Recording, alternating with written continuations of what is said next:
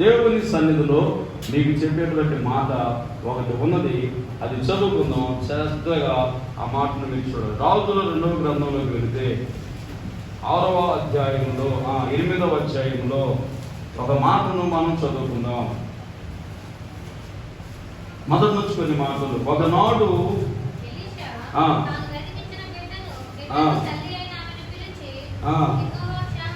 నేను ఇందాక నుంచి చూస్తున్నా, పొద్దు నుంచి వచ్చిన వాళ్ళే చదువుతున్నారు.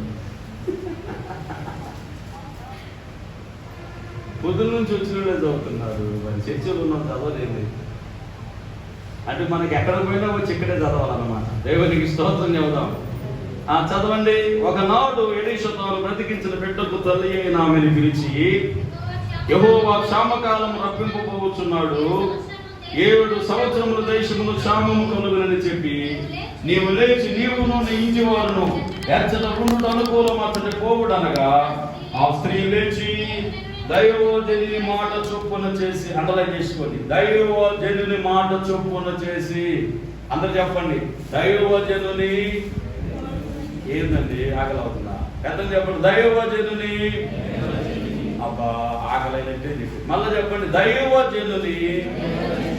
నా మీద తగాదు పెట్టుకున్నట్టు అరవండి, దైవజనుని. మరి పోతమయ్యాదంటే చెప్పి గట్టి చెప్పండి, దైవజనుని మాట చొప్పున చేసి. ఇప్పుడు చదవమ్మా. తన ఇంటి వారిని తోడుకొని ఫిలిష్తీయుల దేశములకు పోయి 7 సంవత్సరములు అక్కడ ఏం చేసిందంట ఆమె? దేవాసనము చేసింది. చిన్న ప్రార్థన. మహోన్నతుడా వందనాలు ఆయన, దైవజనుని మాట చొప్పున ఒక స్త్రీ తాను బ్రతికింది ప్రభువా. దైవజనుడి మాట దేవుని మాటగా ఆమె హృదయంలో తీసుకున్నది ప్రభువా. ఈ రోజుల్లో అనేకుల మాటలు వినే వాళ్ళు ఉన్నారు, కానీ దేవుని మాట, దేవుని సేవకుల ద్వారా చెప్పబడుతున్న మాట, దేవుని మాటను నమ్మి దాన్ని స్వీకరించే వాళ్ళు కుదువైపోయారు. ప్రభువా మీ సన్నిధిలో మాతో మాట్లాడండి. మా అందరికీ కావాల్సిన వాక్యం అందించండి. కొద్ది నిమిషాల్లో మీ సహాయం దయచేయండి. మనుషుడు రొట్టె వల్ల మాత్రం బ్రతకడు, కానీ దేవుని నోట నుంచి వచ్చి ప్రతి మాటలో బ్రతుకుతాడని మీరు చెప్పారు. భూమి గతించినా గతించింది, మాట లేనట్టు గతించు అని మీరు చెప్పారు. ప్రభువా మనిషిని బాగు చేసేది మీ మాట, నెమ్మదినిచ్చేది మీ మాట. పాల వంటిదయ్యా, చుంటి తిన దాని కంటే మధురమైనటువంటిది నాయన. మా జీవితానికి చాలా అవసరమైనది ప్రభువా. నిత్య జీవపు ఓటలు కలిగినటువంటి మాటలు నాయన నీవు. ఆ మనుషుడు మాట్లాడినట్టు ఎప్పుడు మాట్లాడేదని, అతని మాటలు ప్రభు అధికారం కలిగినవని మీరు చెప్పారు ప్రభువా. కాబట్టి అటువంటి శక్తివంతమైన జీవము కలిగిన వాక్కులను మాతో పంచుకొని మా హృదయములు ప్రభువా తృప్తి పడడానికి సహాయం చేయమని. ఎంతో ఆకలితో వచ్చారు నాయన, ఎంతో దప్పికతో వచ్చారు ప్రభువా, ఎంతో కొరతతో వచ్చారు ప్రభువా, ఎంతో వేదనతో వచ్చారు ప్రభువా, ఎంతో నాయన బలహీనతతో కృంగిపోయి దుఃఖముతో వచ్చుంటారు ప్రభువా. ఆదరణకర్త నీవు, ఆదరిస్తావని వారికి తెలుసు నాయన. కాబట్టి సహాయం చేయమని వందనాలు స్తోత్రాలు తెలుసుకుంటూ మీ సిలువ సొంత మీ దాసును మరుగు చేసుకొని మీలో నుంచి ప్రభువా రేమాను విడుదల చేయమని వందనాలు స్తోత్రాలు తెలుసుకుంటూ యేసుక్రీస్తు నామమున ప్రార్థన చేసి అడుగుచున్నాము పరమ తండ్రి, ఆమేన్. దేవునికి స్తోత్రం చెబుదాం గట్టిగా, హల్లెలూయా. ప్రియులారా, దేవుని వాక్యాన్ని మనం గమనించినప్పుడు ఇక్కడ ఒక స్త్రీ మనకి కనపడతా ఉంది. ఎవరు ఆమె అని మనం గమనిస్తే, ఎలీషా కాలంలో ఎలీషాకు పరిచర్య చేసి ఒక బిడ్డను పొందుకుంది. ఆ బిడ్డ కొంతకాలంలో అప్పుడు జబ్బు చేసి చనిపోతే ఎలీషా ప్రార్థన చేయగా ఆ బిడ్డ మళ్ళా తిరిగేమయ్యాడు, బ్రతికాడు. ఆమె పేరేం పేరు? గనురాలు. అందరు చెప్పండి, అందరు చెప్పాలి. ఏం పేరు? గనురాలు. ఈమెకు మరో పేరు షూనేమీరాలు. ఎందుకనగా ఈమె ఊరు షూనేము. షూనేము అనేటువంటి ఊరిలో ఉండే వ్యక్తి కాబట్టి షూనేమీరాలు అని కూడా అంటారు. ఈమె గనురాలు అని ఎందుకు అంటారంటే ఈమెకి ఏ కొదువ లేదు, అన్నిటిలో హుందాతనంగా ఉంది. దేవునికి స్తోత్రం చెప్పాలి, గట్టిగా చెప్పాలి. ఈమెను గనురాలుగా షూనేమీరాలుగా దేవుడు చేశాడు. బిడ్డలు లేకపోతే బిడ్డలు ఇచ్చాడు. ఏమో దైవజనుడు ప్రేమించి దైవజనుడికి పరిచయం చేసి దైవజనుడికి ఒక ఇల్లు కట్టించి బల్ల పీట దేవస్తంభం పెట్టి మంచము పెట్టి ఈమె పరిచర్యను ఎంతో ప్రోత్సహించినటువంటి స్త్రీ. దేవునికి స్తోత్రం చెప్పాలి. ఇప్పుడు ఈమె దైవజనుడికి చేసింది, మరి దేవునికి చేసినట్ట సేవకునికి చేసినట్ట మీరు చెప్పాలి. ఇప్పుడు ఎవరైనా ఒకరు వచ్చారు, దేవుని పేరు వందనాలు సిస్టర్ అంటారు, మన ఇంట్లో వీళ్ళు వందనాలు చెప్పి వెంటనే క్లాస్ మంచిగా ఇస్తాం. ఆమెకి ఇచ్చినట్ట దేవునికి ఇచ్చినట్ట? ఈ రోజు విశ్వాసపు జీవితంలోకి మీరు రావాలి, విశ్వాసపు చూపులోకి రావాలి. యేసు ప్రభువు ఇప్పుడు నా పేరుని కిందడు సన్నిధుడు ఎవరైతే ఇస్తారో వారు నాకు ఇచ్చినట్టే, ఎవరైతే చేర్చుకుంటారో నన్ను చేర్చుకున్నట్టే. దేవునికి స్తోత్రం చెప్పాలి. విశ్వాస జీవితంలో రెండు ఉండాలి. ఒకటి విశ్వాసము, రెండు క్రియలు. క్రియలు లేని విశ్వాసం ఏమైపోతుందంట? మృతము. అబ్రహాములో రెండు ఉన్నాయి, విశ్వాసము క్రియలు ఉన్నాయి. ఇప్పుడు ఏమిలో కూడా విశ్వాసం ఉంది, క్రియలో ఉంది. సంఘ బిడ్డలో ఏముండాలి? రెండు కళ్ళు ఉన్నాయి మనకి, రెండు చెవులు ఉన్నాయి, రెండు చేతులు, రెండు కాళ్ళు ఉన్నాయి. అవి రెండు రెండుగా లేకపోతే ఒకటే ఉంటే మనం ఏమంటారంటే హెచ్పి అంటారు. హెచ్పి అంటే హ్యాండిక్యాప్డ్, గుడ్డోళ్ళలో, కుంటోళ్ళలో, గోళ్ళలో మనం కూడా పిండిన అంటారు వారంటారు. అందరూ వచ్చి వింటున్నారు, అర్థమవుతుందా? ఈరోజు దేవుని వాక్యంలో దేవుని వాక్యాన్ని మనం గమనిస్తే విశ్వాసము క్రియలు అనేవి రెండు కళ్ళు లాంటివి, రెండు చేతులు లాంటివి. అవి మనకి ఎంత ఉపయోగపడతాయో, మనకి ఎంత సహాయపడతాయో, విశ్వాసము క్రియలు కూడా విశ్వాస జీవితంలో అంత సహాయపడతాయి. దేవునికి స్తోత్రం చెప్పాలి. ఎంతో ఎత్తులు ఎగుతూ ఉంటుంది ఆకాశంలో పక్షి కానీ, పౌరులు కానీ, గద్ద కానీ, ఏదైనా. దానికి ఒక రెక్క ఉంటుందో రెండు రెక్కలు ఉంటాయా? రెండు రెక్కలు ఉంటాయి. రెండు రెక్కలు లేకుండా ఒక రెక్క ఉంటే, చిన్నప్పుడు నాకు ఒక అలవాటు ఉండేది, తూనీగలు పట్టేవాడి. ఆ తూనీగలు చిన్నవి, పెద్దవి, బరి కూడా అంటారా? ఇది బర్రే కానీ, ఇది దున్నకి, చిన్న చిన్న పదాలు పడిపోయాయి. కొన్ని ఎర్రయి, కొన్ని బులువి అట్లా దొరికాయి. నేనేం చేసేవాడిని అంటే తీసుకొని రెక్కలు దుంపేసి కిందేసి ఇప్పుడు పో అనేవాడిని. దేన్ని? అది ఆడకపోదు, ఆడికి తిరుగుతుంటుంది, మోటార్ తిరిగినట్టుగా. ఇప్పుడు పో అనేవాడిని, అది పోదు, ఆడ తిరుగుతుంటది. ఏం చేశాను నేను? చెప్పలేదు. ఏం చేశాను నేను? రెక్కలు తీసేసా. రెక్కలు తీసేసి విమానమైన కింద పడింది. వింటున్నారు, అర్థమవుతుందా? విశ్వాసకి రెక్కలేంటియో తెలుసా? ఉన్నతమైనటువంటి దేవుళ్ళు ఎదిగేటువంటి స్థానంలోకి వెళ్ళాలంటే రెండు రెక్కలు కావాలి. ఆ రెండు రెక్కలే విశ్వాసము, క్రియలు. ఇవి ఎవరికైతే ఉంటాయో వాళ్ళు ఎవరు సహాయం లేకుండా ఎంతో ఉన్నతమైన స్థానానికి ఎదిగిపోతారు. దేవునికి స్తోత్రం చెప్పాలి, గట్టిగా చెప్పాలి. ఈ రెండు మనం సంపాదించుకోవాలి. మందిరానికి వచ్చి, ఇక్కడికి వచ్చి మనం ఏమి సంపాదించుకుంటామంటే వెండి, డబ్బులు, బంగారం, హోదా కాదు. ఒక తెచ్చుకొచ్చి ఇట్నే కూర్చుంటుంది. ఏం పట్టేసి మా మెడకంటే నగలు పట్టేసి ఇట్నే కూర్చుంటుంది, కదలాడకుండా. ఏముంది మెడలో? నెక్లెస్, ఇంకొక దండ, ఆ దండ, అన్ని ఇట్టు కూర్చుంటుంది మెడకుండా. దేవుని వాక్యాన్ని మనం గమనిస్తే అవన్నీ భూ సంబంధమైనవి. ఉన్నా ఒకటే, లేకపోయినా ఒకటే. దేవునికి స్తోత్రం చెప్పండి. వింటున్నారా? ఉన్నవాడేమో అగ్నిలో కాకున్నాడు, నేను దరిద్రుడు కమ్మకమరహాలు నెమ్మదిగా ఉన్నాడు. దేవునికి స్తోత్రం చెప్పాలి. ఉండేనే ప్రమాదం, లేకపోతే ఏ ప్రమాదం లేదు. దేవునికి స్తోత్రం చెప్పండి. అయితే ఇప్పుడు దేవుని వాక్యంలో గనులను విశ్వాసం ఉంచింది, క్రియలు చేసింది. ఆమె దేవునికి చేసింది. చేస్తుంది సేవకునికే కానీ దేవుని పేరిట చెందుతుంది ఎవరికో తెలుసా? దేవునికి. ఎలా చెందుతుంది? ఎలా చెందుతుంది మీకు తెలుసా? సమూయేలు మొదటి గ్రంథం 3వ అధ్యాయం 1వ వచనం చదివితే సమూయేలు ఏలికి పరిచర్య చేస్తుంటే అది యెహోవాకు చెందుతుంది. చదవనామా? సమూయేలు మొదటి గ్రంథము 3వ అధ్యాయం 1వ వచనం. బాలుడైన సమూయేలు ఏలి ఎదుట యెహోవాకు పరిచర్య చేయుచుండెను.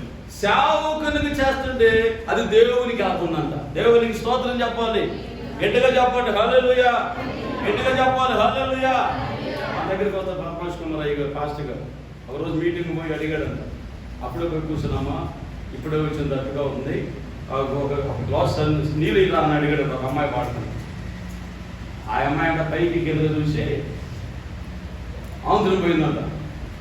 నీళ్ళు ఇలా ఇస్తే చెప్పలే, ఇలా ఇక అక్కడ కూర్చున్నాక వాళ్ళు పిలిచారంట, మన మధ్యలో స్వార్థ గాయం ఉంది, పాటలు పాడుద్ది, మీటింగ్స్ ఆహ్వానించబడింది, పాంప్లెట్ పేరు వేసావు, ఫోటో వేసావు, చెప్పకుండా పైకి పోయి పరలోకము నాది లేని పాడుతున్నా.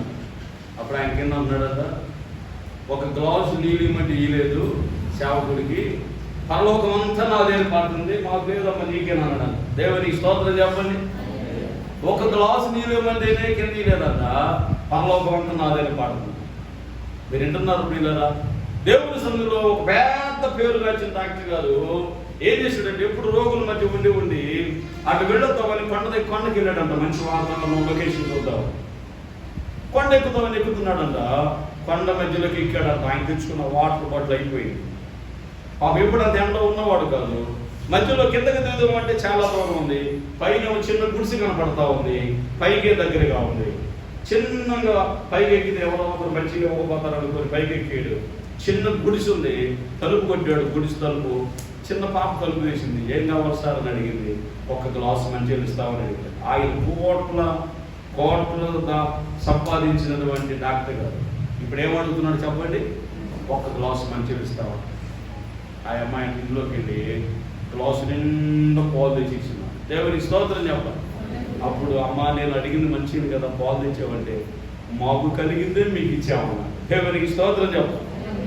అడిగింది మంచినీళ్ళు, ఇచ్చిందేమో పాలు. అబ్బా, అసలు కొంతమంది అడిగిందే ఇయ్యరు, అడగంది ఏమిస్తారు? చూసావా మనుషుల్లో ఆ లక్షణాలు, గుణాలు, హృదయాలు ఎంత బాగుంటాయి.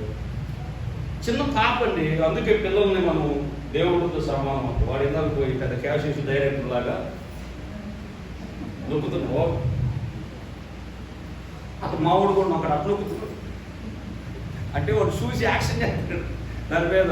ఇప్పుడో కిందులు ఆడుతున్నాడు. ఎందుకనంటే చెప్పండి, ఎందుకనంటే వాడు పిల్లవాడు, పసిపిల్లలు దేవునితో సమానం. దేవుని స్తోత్రం చెప్పండి. వింటున్నారా? మీకు అర్థమవుతుందా? ఆ పసిపిల్ల పాలు తెచ్చేసింది, తాగాడు. అమ్మ చాలా థ్యాంక్స్ అమ్మ అన్నాడు. కిందకి వెళ్ళిపోయాడు. ఆ పాలు పిలిపాడు, కాదు ఎక్కాడు హాస్పిటల్. కొన్ని సంవత్సరాల తర్వాత ఆ చిన్న పిల్లకి ఏదో జబ్బు చేసింది. వాళ్ళు ఆరోగ్య డాక్టర్ చూపించారు. వాళ్ళు అన్నారు, అయ్యా ఇది పెద్ద హాస్పిటల్కి వెళ్ళాలి, చిన్న హాస్పిటల్ ఇది నయం కాదు, ఆపరేషన్ చేయాలి, ఏదో సంథింగ్ ఆ సిక్నెస్.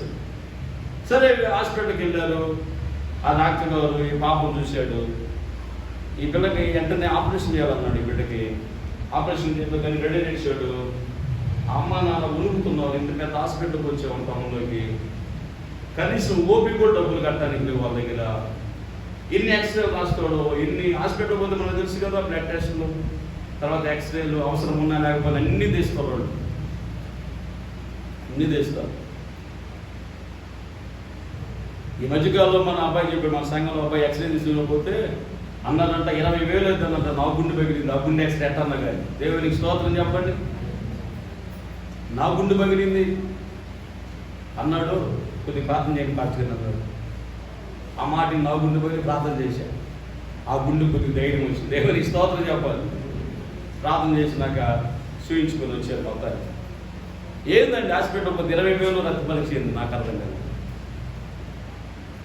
ఇక అందున ఆ పిల్లకి ఆపరేషన్ చేసేసాడు. ఇక ఆ అమ్మాయికి మళ్ళీ బాగు చేసి ఇంటికి వెళ్ళే రోజు వచ్చింది. డాక్టర్ గారి దగ్గరికి ఎంత బిల్లు వేస్తాడో అని ఒక డజన్ అట్టుగా తెచ్చారు డాక్టర్ గారికి ఇవ్వాలని. ఆ పాపకి ఆపరేషన్ చేసి వెళ్ళారు. డాక్టర్ గారు పిలిచాడు ఆ పాపని, వాళ్ళ అమ్మని, నాన్న పిలిచారు. కూర్చున్నారు. వీళ్ళు చేతులు తీసుకుంటా ఉన్నారు. ఎంత బిల్లు వేస్తాడో, ఎంత బిల్లు వేస్తాడో. మేము కట్టగలమా, కట్టలేమా, ఏమంటాడు డాక్టర్ గారు. అప్పుడయ్యా మరి పాపను తీసుకున్నాం, మీ పాప అయినంత మీకు మా పాప అయినా ఏమి ఇబ్బంది లేదు, తీసుకెళ్ళండి ఇంటికి అన్నాడు. మరి అయ్యా మరి ఆపరేషన్ ఫీజు అని ఆయన అన్నాడు, నాకు కలిగింది నేను చేశాను, వెళ్ళండి అన్నాడు. దేవుడికి సపోర్ట్ కొట్టడం సరే, నాకు కలిగిందే నేను చేశాను. ఆ పిల్లలను గుర్తుపెట్టాడు ఆయన. ఒకరోజు కొండపైకి ఎక్కితే నీళ్ళు అడిగితే ఏమిచ్చింది? పాలిచ్చింది. ఈరోజు అదే పాప చేసిన పనికి, పరిచర్యకు కొన్ని సంవత్సరాల తర్వాత ఆ బిడ్డకి కొన్ని లక్షల రూపాయల ఆపరేషన్ అవసరమైతే ఫ్రీగా జరిగింది. ఎలా జరిగింది ఇది? నమ్మగలం అసలు? ఇలా జరుగుద్ది నమ్మగలమా? జరుగుద్ది, ఖచ్చితంగా జరుగుద్ది. పిల్లరా, ఈరోజు దేవుడి సన్నిధిలో మనం చేసిన దానికి దేవుడు ఒక దినాన ఖచ్చితంగా జవాబిస్తాడు. దేవునికి స్తోత్రం చేయండి. అందుకే బైబిల్ రాయబడింది, పని చేసిన వారికి జీతం రుణమే. పని చేసిన వారికి జీతం ఏంటంట? రుణమే. నువ్వు పని చేస్తే ఎప్పటికైనా సరే దాని ప్రతిఫలం దేవుడు నీకు ఇస్తాడు.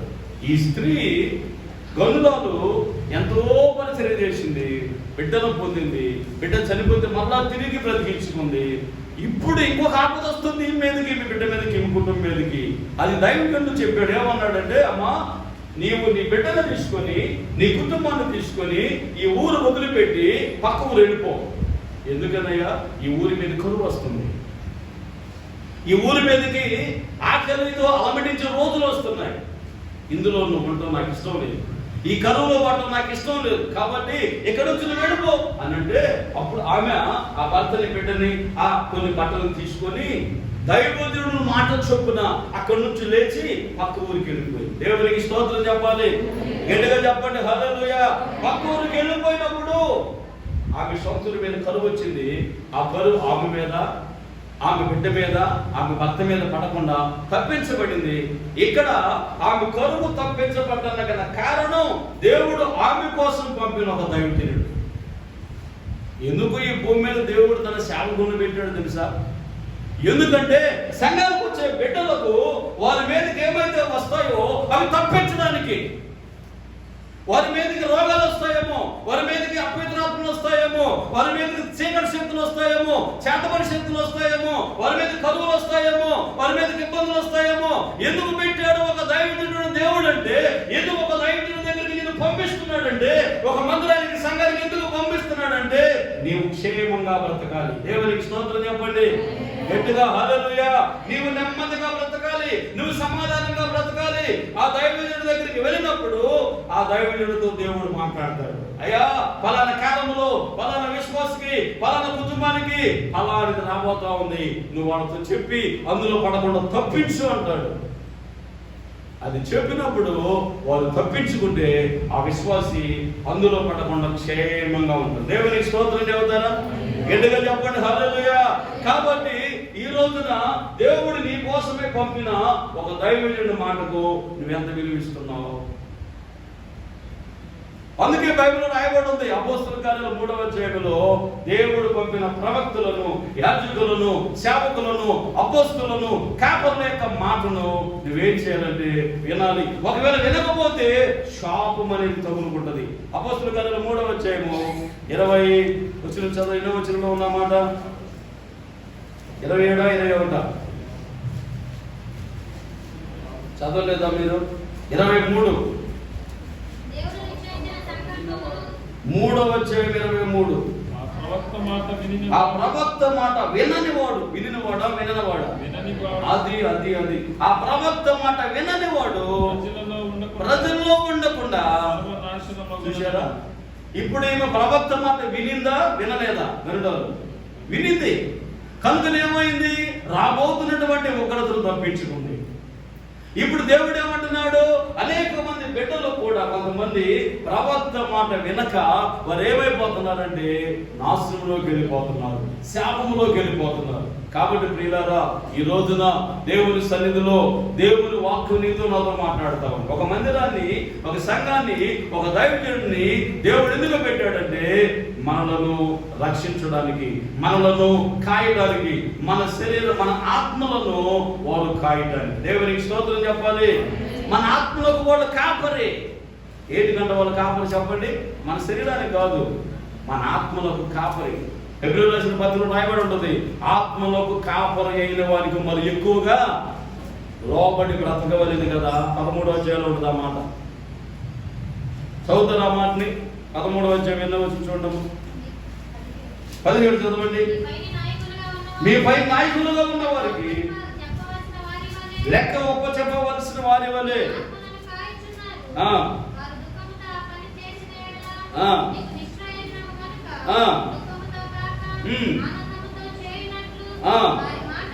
వారి మాట విని, అది దేవునికి స్తోత్రం చెప్పాలి.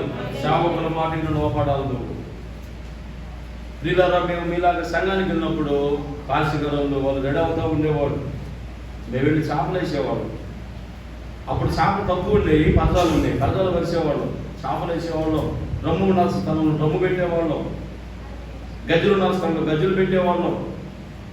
వాళ్ళు అప్పటికి టైం కాలేదని చెప్పానంటే టైం అయిందాక ఏం చేసేవాళ్ళం అంటే కొద్దిసేపు ప్రార్థన చేసుకొని డ్రమ్మను నేర్చుకుందామని డమ్ముని డబ్బా డబ్బా డబ్బా డబ్బా కొట్టేవాళ్ళు. ఆ శబ్దానికి వాళ్ళు ఎట్ట భరించడం మాకు తెలియదు, కానీ మాకు ఎట్ట కొట్టాలో తెలియదు. ఒకటే తెలుసు, పొల్ల తీసుకుని బాధడం మాత్రమే తెలుసు. అట్ట కొట్టి చిన్నగా అట్ట దమ్ము నేర్చుకున్నాం. దేవునికి స్తోత్రం అవుతారా? చిన్న దమ్ము నేర్చుకున్నాం, కజ్జలు నేర్చుకున్నాం, మైకి పెట్టడం నేర్చుకున్నాం, ఈరుండు పెట్టడం నేర్చుకున్నాం. పరిచర్య అంతా అక్కడే నేర్చుకున్నాం. లాస్ట్కి వాళ్ళు మమ్మల్ని చూసి బాప్తిసం ఇచ్చారు. బాప్తిసం ఇచ్చినాక కొద్దిగా వాక్యం చెప్పడం కూడా నేర్పించారు. దేవునికి స్తోత్రం చెప్పండి. పిల్లలు మీరు వింటున్నారా? అర్థమవుతుందా? మా సేవకులు ఎదురుగా వాళ్ళు కుర్చీలో కూర్చుంటే మేము ఎప్పుడు కుర్చీలో కూర్చోాలి, ఎప్పుడు కుర్చీలో ఎందుకో తెలుసా? వాళ్ళు మా నాయకులు, వాళ్ళు మా సేవకులు, మా ఆత్మీయ తల్లిదండ్రులు. వాళ్ళ ఎదుట కుర్చీలో కూర్చుని కాళ్ళ మీద కాళ్ళు వచ్చినంత అర్హత, యోగ్యత, అధికారం మాకు దేవుని సన్నిధిలో లేదు. మాకు రక్షణ ఇచ్చిన వాళ్ళు, మాకు రక్షణలోకి నడిపించిన వాళ్ళు మా ఆత్మీయ తల్లిదండ్రులు. అటువంటి వారి దగ్గర మేము ఎలా మనం ఎలా ఉండగలము? అందుకే దేవుని సన్నిధిలో చదువుకున్న, పరిచర్య చేసిన, బైబిల్ చదవగలిగిన, పాటలు పాడగలిగిన వాళ్ళంటే మాకు చాలా భయం. ప్రతి సంవత్సరం వారికి బట్టలు పెట్టేవాళ్ళు, ప్రతి నెల దశభాగం ఖచ్చితంగా వాళ్ళకి ఇచ్చేవాళ్ళు, ప్రతి నెల దశభాగం ఇచ్చేవాళ్ళం, ప్రతి సంవత్సరం బట్టలు పెట్టేవాళ్ళం. ఏదైనా ఇబ్బంది కలిగితే ఇబ్బందుల్లో పరామర్శించేవాళ్ళం. అలాగున దేవుని మందిరంలో, దేవుని సన్నిధిలో అలా ఎదగటం జరిగింది. దేవునికి స్తోత్రం చెప్పండి. అప్పుడు కాలంలో మేము ఎలా విశ్వాస జీవితం నడిచామో చెబుతుంది ఇప్పుడు వాళ్ళకి. అబ్బో మా ఇంట్లో వాడు ఉన్నాడు, వాడు అంటాడు అబ్బో అది చెప్పకాకు మాకు అంటాడు. ఏది వెనకటి సంగతులు మాకు చెప్పకాకు మాకు అంటాడు. శరీర సంబంధమైన జీవితం వేరండి, భక్తి జీవితం వేరు. శరీర సంబంధమైన జీవితం వేరు, విశ్వాస జీవితం వేరు. కానీ మన దగ్గర ఏది ఉన్నా లేకపోయినా భక్తి ఉంటే, బైబిల్ ఒక మాట నాకు తెలుసు, యెహోవా యందు భయభక్తులు గల వారికి ఏ మేలు కొద్దుబడి ఉంటుంది. దేవునికి స్తోత్రం చెప్పండి.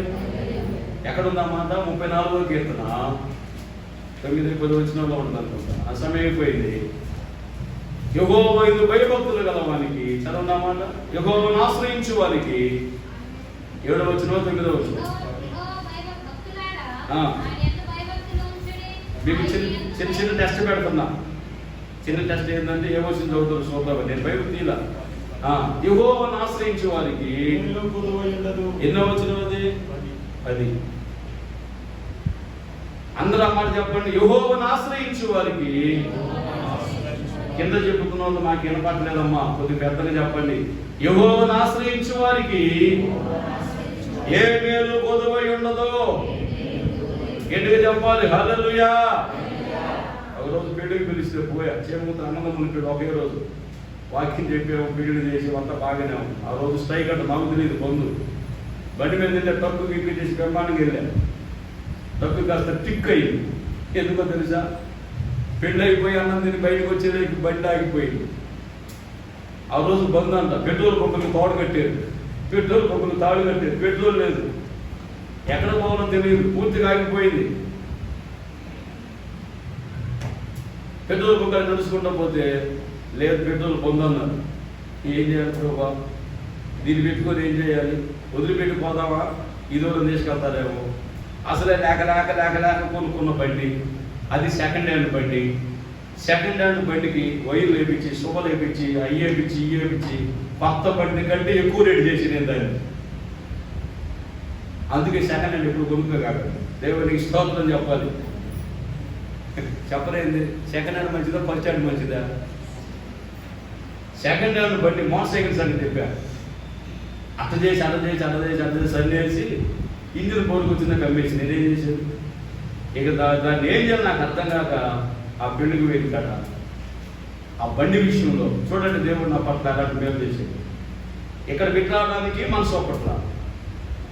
ఆయిల్ కొట్టడానికి డబ్బులున్నా ఆయిల్ పోసేవాడు లేదు, వెళ్ళడానికి బస్సులు లేవు, ఆటోలు మాత్రం తిరుగుతున్నాయి. ఏం చేయడం ప్రభావి కళ్ళు మూసుకుంటే ఏసై నాకు ఒక ఆలోచన ఇచ్చారు. మనుషుల మీద చేపెట్టి ప్రార్థన చేస్తుంటే ఎవరికైనా బాగలేకపోతే, దయ్యాలు పడితే రోగాలు ఉంటే దీని మీద కూడా ప్రార్థన చేయాలని చేయబెట్టి అన్నాడు. దేవునికి స్తోత్రం చెప్పండి. నేను అన్నాను బండికి వెళ్ళి చూపు, దీనికేం తలకాయ నొప్పా లేకపోతే ఏమన్నా జ్వరమా అదే జలుబా, దీనికేం బాగాలేకపోతే నేను ప్రార్థన చేయాలని అనుకున్న మనసులో. కానీ నేను అనుకున్నాను ఏసై చెప్పిందే చెయ్యాలి. దేవునికి స్తోత్రం చెప్పండి. కళ్ళు మూసుకు స్టాండ్ వేసి, పెద్ద స్టాండ్ వేసి కదలకుండా కూర్చోదు బండి, దాని మీద కుడిసే పెట్టా. మళ్ళీ ఎడ చేయకూడదు కాదు, కుడిసే పెట్టా. ఏసయ్య ఈ బండిని స్వస్థపరచు. ఏం డబ్బు ఉందానికి? అన్ని బాగా ఆయువు లేదు. ఏసయ్య దీన్ని స్వస్థపరచు, ఎట్లాగన్నా కానీ నన్ను ఇంటికి తీసుకెళ్లే బండిగా చేయ ప్రభువా, దీనికి ఆయువు లేదు, ఊరికి పోయలేదు నాయన, దీనికి సహాయం చేయ ప్రభు అని చెప్పి ప్రార్థన చేసి సామేనని ఏం చేసిందంటే బండి స్టార్ట్ చేశాను. బండి స్టార్ట్ అయ్యేకి చేసేదానికి బండి స్టార్ట్ అయింది. బండి స్టార్ట్ అయిన తర్వాత ఎక్కి కూర్చున్నా. ఇక అక్కడ పట్టుకోవడం ఎక్సలెంటర్ నూతన పోవడం వచ్చి నాకు ఇక నేను తగ్గిన. దేవుని స్తోత్రం చెబుతారా? దాంట్లో ఆయుర్వేదాల సంగతి నాకు ఒక్కడికి తెలిసి ఊరికి తెలియదు. అప్పుడు ఒకసారి 2 సార్లు ఉంచుకుంటా. ఆగిపోతే పోయినంత దూరం పోలిద్దాం, ఆగిపోతే నడిచిన పోదాం బండి తీసుకుని నేను అనుకుని ఎక్కా. కానీ ఏసై నన్ను ఎక్కడ నడిపించకుండా నూతన పోవడం ఫస్ట్ స్టాండ్ కాదు చెడుగా ఆగిపోయింది. ఆ ఊపు మీద మైండ్ సైడ్ తిరిగింది. ఆ ఊపు మీద ఊపేసి ఇల్లు చేయండి. దేవుడికి ఒకసారి స్తోత్రం చెబుదామా? యెహోవాను ఆశ్రయించు వారికి ఏ మేలు. నీ జీవితంలో చాలా చేస్తుంటాడండి దేవుడు. మర్చిపోయి ఉంటావు. చిన్నదే కదా, అబ్బాయికే కదా, అమ్మాయికే కదా, నాకే కదా, మర్చిపోయి ఉంటావు. అందుకే దేవుని ఏసై చేసిన మేలుకి మనం కోటం పెట్టుకొని దేవుని కృతజ్ఞత చెల్లించాలి. దేవునికి స్తోత్రం చెప్పండి. గట్టిగా చెప్పాలి. ఇది సరిపోదు, గట్టిగా చెప్పాలి. కాబట్టి ప్రియులారా, ఈ రోజున దేవుని సన్నిధిలో బైబిల్ ఒకే మాట, యెహోవా యందు భయభక్తులు కలిగిన వారు దేవుని మాట వింటే, సేవకుని మాట వింటే కరువు కాటకలు తప్పించబడి క్షేమాన్ని పొందుకొని నయమాను దేవుని మాట విన్నాడు, సేవకుని మాట విన్నాడు, బాగుపడ్డాడు. యేసు ప్రభు శిష్యులు ఆయన చెప్పినట్టుగా చేశాడు. నీళ్లు ద్రాక్ష రసంగా మార్చబడ్డాయి. కనుక ఈ రోజు నువ్వు దేవుని మాటకి ఎంత విలువిస్తున్నావు, సేవకుని మాటకి ఎంత విలువిస్తున్నావు? ఈరోజు ఒకసారి గుర్తుపెట్టుకో, ఆలోచించి నా దగ్గరికి పంపబడుతున్న సేవకుని మాట దేవుని మాటకి నేను తీసుకుంటున్నానా లేదా ఆ మాటను తిరస్కరిస్తున్నానా? ఆ మాట విలువివ్వకుండా ఒట్టి మాటగానే నేను దాన్ని అలా ఏమైపోతున్నాము, తొక్కేసి వెళ్ళిపోతున్నానా? ఒకసారి పరిశీలన చేసుకుంటే ఈరోజు ప్రభు నీతో చెప్తాడు. యేసు ప్రభు మాటను శిష్యులు ఆయన మాట వింటే నీళ్లు ద్రాక్షరసంగా మార్చబడ్డాయి. నయమాను దైవజనుల మాట వింటే నయమాను కుష్ఠరోగం బాగైంది. గరుడలు దేవుని మాట వింటే దేవుని సదులు కరువు తప్పించబడింది. ఇంకొక ఆయన ఉన్నాడు, సౌలు దేవుని మాట వినకపోతే సౌలు రాజ్యాన్ని పోగొట్టుకున్నాడు. చెప్పండి, అందరూ చెప్పండి. సౌలు దేవుని మాట వినకపోతే ఏం పోగొట్టుకున్నాడు? రాజ్యాన్ని పోగొట్టుకున్నాడు, సింహాసనాన్ని పోగొట్టుకున్నాడు, అధికారాన్ని పోగొట్టుకున్నాడు, కుటుంబాన్ని కూడా పోగొట్టుకున్నాడు. కాబట్టి ఈ రోజున దేవుని మాట విను, సేవకుని మాట విను, క్షేమాన్ని పొందుతావు, దీవించబడతావు, ఆరోగ్యం వచ్చింది, మేలు పొందుతావు, సమాధానం పొందుతావు, అనేకులకు ఆశీర్వాదకరంగా జీవిస్తావు. దేవుడి మాటలు దీవించునుగాక. అందరూ చెబుతావు ఆమేన్. చిన్న మాట, నీ మాట వింటాను, నీకు లోబడుతానయా. నీ మాట వింటాను, నీకు లోబడుతానయా.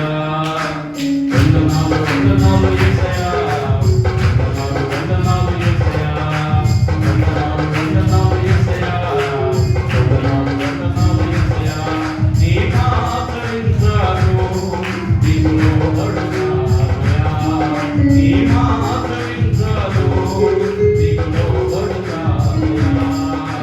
జాలరి అయిన వేగురు నీ మాట విన్నాడు,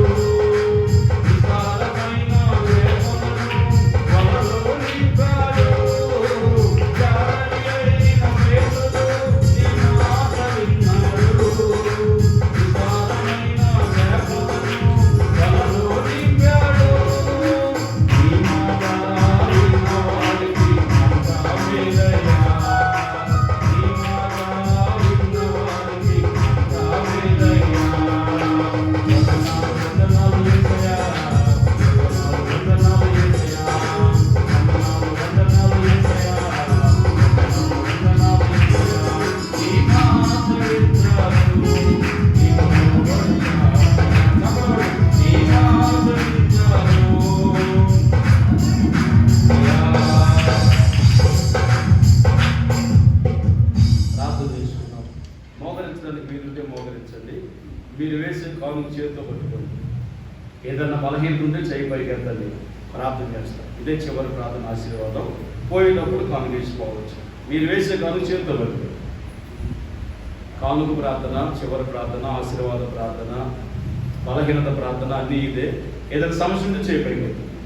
నీ ఇంటి వారి కోసం అయితే చేయి పైకి ఎత్తు. నీకే బాధపడితే ఎక్కడ బాధపడితే అక్కడ పెట్టుకో. ప్రార్థన చేస్తాం. ప్రార్థన ప్రార్థన కేంద్రంలో దేవుని బిడ్డలారా, మీరు కూడా మహోన్నతమైన తండ్రి, కృపా సత్య సంపూర్ణుడా, నీ పాదములు స్తోత్రాలు. నీ సన్నిధానంలో ఆనాడు ఇర్మియాను ప్రజల దగ్గరికి పంపి వారి నిజ జీవితాలను తెలుసుకోవడానికి, వారి లోపాన్ని తెలుసుకోవడానికి, వారి జీవితాలను సరిచేయడానికి ఒక ప్రవక్తను పంపితే వారు తెలుసుకోలేని వాళ్ళగా మారిపోయారు. కానీ ప్రవక్త మాట వింటే ఎంత మేలో గనులోను తెలుసుకున్నది, నైమోను తెలుసుకున్నారు. క్రీస్తు మాట వింటే ఎంత మేలో అపోస్తులు తెలుసుకున్నారు. సౌలు తెలుసుకోలేకపోయారు, రాజ్యాన్ని కోల్పోయారు. యేసయ్యా, నీ సన్నిధిలో మేమందరం కూడా గ్రంథాలలోనే బ్రతకడం ఆశపడుతున్నాం. ఆమె జీవితంలో కలిగిన విశ్వాసమును బట్టి, క్రియలను బట్టి, ఉపకారమును బట్టి ఎంతో మేలు పొందింది నాయన. ఏ మేలు చేయకుండా నువ్వు మానలేదు ప్రభా. కరువు తప్పించావు, బిడ్డ చనిపోతూ బ్రతికించావు అయ్యా. ఆమె జీవితం ఆశీర్వాదకరంగా మార్చావు తండ్రి. ఈ బిడ్డలు కూడా నీ మందిరానికి వచ్చారు. ఎవరు ఖాళీ చేతులతో వెళ్ళకూడదు ప్రభువా. బిడ్డలు లేకపోతే బిడ్డలు కలుగునట్టుగా సహాయం చేయ. కలుగుల్లో ఉండే కలుగు తప్పించుకోవడానికి సహాయం చేయ. సమాధానం లేకుండా వస్తే సమాధానం పొందుకోవడానికి సహాయం చేయ. ఇంట్లో నెమ్మది లేకపోతే నెమ్మది పొందుకునే భాగ్యం దయచేయి అయ్యా. నీ దగ్గరికి వచ్చిన మనుషుల జీవితాలు నేలను ద్రాక్షరసంగా మార్చారు ప్రభువా. నీ దగ్గరికి వచ్చినటువంటి రోగులను స్వస్థపరిచేవు నాయన. ప్రభావము నీలో, ప్రభావం మనలోకి పంపి బాగు చేసావు ప్రభు. ఎవరైతే చేతులు పైకెత్తారో ప్రభువా, ఎవరి జీవితంలో బలహీనతలు ఉన్నాయో ప్రభువా, ఎవరి జీవితంలో కన్నీళ్ళు ఉన్నాయో ప్రభువా, ఎవరి జీవితంలో అనారోగ్యం ఉందో ప్రభువా, ఎవరి జీవితంలో కష్టాలు ఉన్నాయో ప్రభువా, ఎవరి జీవితంలో కరువులు ఉన్నాయో ప్రభువా, చూచుచున్న దేవుడు నాయన. ఏ మానవుడు తీర్చలేడు కానీ నువ్వు తీర్చగలవయ్యా. ఏ మానవుడు సహాయం చేయలేడు కానీ నువ్వు సహాయం చేయగలవు ప్రభువా. తల్లి ప్రేమ కంటే గొప్పదయ్యా, అన్నదమ్ముల ప్రేమ కంటే గొప్పదయ్యా. ఇదిగో ఆయన మీ సన్నిధిలో అయ్యా, ఈ వరల్లో పెందుకొస్తుండే రోజున మేము ప్రార్థన చేస్తున్నాం. ఈ పెందుకొస్తు పండుగ మహాదినాన్ని ప్రపంచంలో ఇచ్చినందుకే మీకు స్తోత్రాలు ప్రభువా. మీకు వందనాలు తెలుస్తున్నాం. ఆ పరిశుద్ధాత్మను ఈ భూలోకానికి పంపి ఇప్పుడు వరకు కూడా నడిపిస్తున్నందుకు వందనాలు ప్రభువా. ఆత్మదేవుడు హృదయాల్లో కార్యాలు జరిగిస్తున్నందుకు స్తోత్రాలు తెలుస్తున్నాం అయ్యా. నీ మందిరానికి వచ్చి మోకరించి ఏడుస్తున్న బిడ్డలను చూడు ప్రభువా. చేతులు పైకెత్తిన బిడ్డలను చూడు ప్రభువా. ఏ కొద్దులో ఉన్నారో నాయన, ఏ కన్నీలో ఉన్నారో ప్రభువా, ఏ ఇబ్బందుల్లో ఉన్నారో ప్రభువా, ఏ సమస్యల్లో ఉన్నారో ప్రభువా, ఏ విధమైన ఏ బలహీనతలో ఉన్నారో ప్రభువా, జ్ఞాపకం చేసుకోమని ప్రార్థన చేస్తున్నాను. దేవా సహాయం చేయండి. బుధవారం జరుగుతున్న ప్రార్థన, ఆదివారం జరుగుతున్న ప్రార్థన, శనివారం జరుగుతున్న ప్రార్థన ముద్ర వేయండి. నేను వెంబడిస్తున్న బిడ్డలను దీవించండి అయ్యా. 1-2 వారాలే ప్రభువా ఎక్కువ వాక్యాన్ని మేము వింటూ ఉన్నది నాయన. దొరికినప్పుడు యెహోవా మీకు దొరికాలమునందు ఆయన వెతకమని చెప్పినట్టుగా ఆహారం దొరికినప్పుడు ఎక్కువ తినగలిగే కృప మాకు దయచేయండి.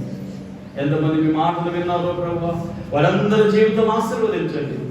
నీ వాక్యములో ఉన్న ఆశీర్వాదం పొందుకొని ఇంటికి వెళ్ళేటట్టుగా మీరు చేయండి ఆయన. యెహోవాను ఆశ్రయించే వారికి ఏ మేలు కొదువేయడని చెప్పారు. సింహము పిల్లలైనా లేపుగలవై ఉండవు కానీ నా పిల్లలు ఆకలిగొనని చెప్పి వాగ్దానం చేశావు కదా ప్రభువా. వాగ్దానం ఇచ్చిన నీవు వాగ్దానం నెరవేర్చడానికి శక్తివంతుడు నాయన. మీకు స్తోత్రం స్తోత్రం స్తోత్రం యేసయ్యా. ఈ రోజు ఈ సమయంలో ఎంతమంది ఇక్కడ లేరో ప్రభువా, రాలేకపోయారు నాయన. ఏ బలహీనతను బట్టి ఏదైనా ముఖ్యమైన కార్యాన్ని బట్టి రాలేకపోయారో ప్రభువా, దయతో క్షమించి మరొకసారి మందిరానికి వచ్చే భాగ్యం దయచేయండి. ఆయా దూర ప్రాంతం నుంచి బిడ్డలు వచ్చున్నారు ప్రభువా, వారిని దీవించండి. అయ్యా మీ సన్నిధిలో ప్రార్థన చేస్తున్నాం. ఒక్కొక్క బిడ్డను బలపరచండి. సంఘం చుట్టూ బలమైన కంచి వేయండి. సంఘ బిడ్డల మీద నీ కళ్ళ దృష్టి ఉంచండి. దేవుని కొరకై ఫలించి బిడ్డలుగా మార్చండి. దేవుని కొరకై నిలబడి బిడ్డలుగా మార్చండి. ప్రార్థనలో, విశ్వాసంలో, ఉపవాసంలో, అభిషేకంలో నడిపించండి. కురియతకు పరిగెత్తినటువంటి వారిగా చేయండి. బహుమానాలు పొందుకున్నటువంటి వారిగా చేయండి. అనేకులకు సాక్షులుగా మీరు మార్చండి. లోకాన్ని, పాపాన్ని, సాతాను చేసి శక్తి ప్రతి బిడ్డకు దయచేయండి. పరిశుద్ధాత్మ శక్తితో నింపండి నాయన. తప్పికొన్న వాళ్ళారా నా దగ్గరకు వస్తే తప్పిక తీరుస్తానన్నావు ప్రభా. ఆకలి ఉన్న వారు నా దగ్గరకు వస్తే ఆకలి తీరుస్తానన్నావు ప్రభా. వారి ఆకలి తప్పులు ఏమిటో మాకు తెలియదు నాయన. మీరు తీర్చండి. నీ బిడ్డలతో మాట్లాడండి. వారి జీవితాన్ని బలపరచండి. ఈ వాక్యాన్ని హృదయంలో ముద్రించండి. వాక్య ప్రకారం జీవించే వాక్యం మాకు దయచేయండి. అయ్యా మీ ప్రార్థిస్తారు. సందర్శకులు, పిల్లలు, యవన బిడ్డలు, వృద్ధులు, పురుషులు, స్త్రీలు ప్రభావ, ఉద్యోగస్తులు, వ్యాపారస్తులు, రైతులు, కూలి పంచేవారు, వాహనాలను జీవించే రాత్రి పగలు బిడ్డలు చేస్తున్న బిడ్డలను ప్రతి ఒక్కరిని జ్ఞాపకం చేసుకుని ఆయన మా దేశాన్ని, మా రాష్ట్రాన్ని, మా గ్రామాన్ని జ్ఞాపకం చేసుకో ప్రభావ. దీవించండి. వృద్ధులను జ్ఞాపకం చేసుకోదండి. విధవరాలను జ్ఞాపకం చేసుకో ప్రభావ. అయ్యా బలహీనులను బలపరచండి ఆయన. కింద చర్చలో ఉన్న బిడ్డలను, పైన చర్చలో ఉన్న బిడ్డలను, బాలకార్యం మీద ఉన్న బిడ్డలను జ్ఞాపకం చేసుకోవద్దని మీకు స్తోత్రాలు. ఆత్మ కోసం పరిచయం చేస్తున్న బిడ్డలు ఉన్నారు. ఆహారం కొరకై పరిచయం చేస్తున్న బిడ్డలు ఉన్నారు. మీ మందిరం కొరకై సహాయం చేస్తున్న బిడ్డలు ఉన్నారు. వారి కానుకలను మీరు ఆశీర్వదించండి తండ్రి. వారి నిధులు మీరు నింపండి ప్రభా. వారి రెక్కలు మీరు తీర్చండి ప్రభా. వారి అప్పులు మీరు తీర్చండి ప్రభా. ఏది మీ కొరకు దారాలను విత్తుతారో ధారాళంగా పంట కోస్తున్న భాగ్యాన్ని మీరు దయచేయండి. సమృద్ధిగా విత్తిన వాడు సమృద్ధిగా పంట కోసుకుంటాడని మీ వాక్యంలో రాయబడదు ప్రభా. 2 కోసులు ఇచ్చినప్పుడు మీరు కనపరిచారు. ఒక రొట్టె నాయన మీకు ఇచ్చినప్పుడు ఇంటికి వెళ్ళేలాగే ఆమెకు రొట్టెలో పిండి వచ్చింది ప్రభా. మరలా తిరిగి గుడ్డులో నూనె వచ్చింది. ఆ ఆశీర్వాదం మీరు ఇంటికి వెళ్ళలేకే, ఇక్కడ కాలేజ్ వెళ్ళలేకే, ఇంటి దగ్గర ఆశీర్వాదం పొందుకున్నట్లుగా సహాయం దయచేయండి. మీ సన్నిధి తోడుగా ఉంచి కాపాడి మహిమ తెచ్చుకోమని. అయ్యా మీ సిద్ధమైతే, మీరు అక్కడ ఆలస్యమైతే ప్రభావ మరోసారి మేము కలుసుకున్న మైకు మాకు అందరికీ దయచేయమని, అంతవరకు మీ హస్తం తోడుగా ఉంచమని మా ప్రభువును రక్షకుడైన యేసు క్రీస్తు వారి పరిశుద్ధ నామములో ప్రార్థన చేసి అడిగి వేడుకుంటున్నాం మా పరమ తండ్రి. ఆమేన్. తండ్రి అయిన దేవుని ప్రేమయు, ఆయన కుమారుడు మన రక్షకుడు యేసు క్రీస్తు ప్రభువు వారి కృపయు, పరిశుద్ధాత్మ దేవుని సహవాసము, సన్నిధి, సమాధానము మనకు సకల పరిశుద్ధులకు, సార్వత్రిక సంఘానికి సదాకాలం తోడై ఉండి మనందరినీ ఆయన రాకడలో సిద్ధపరిచి నడిపించి దీవించి కాపాడును గాక. ఆమేన్, ఆమేన్, ఆమేన్. God bless you. అందరికీ వందనాలు.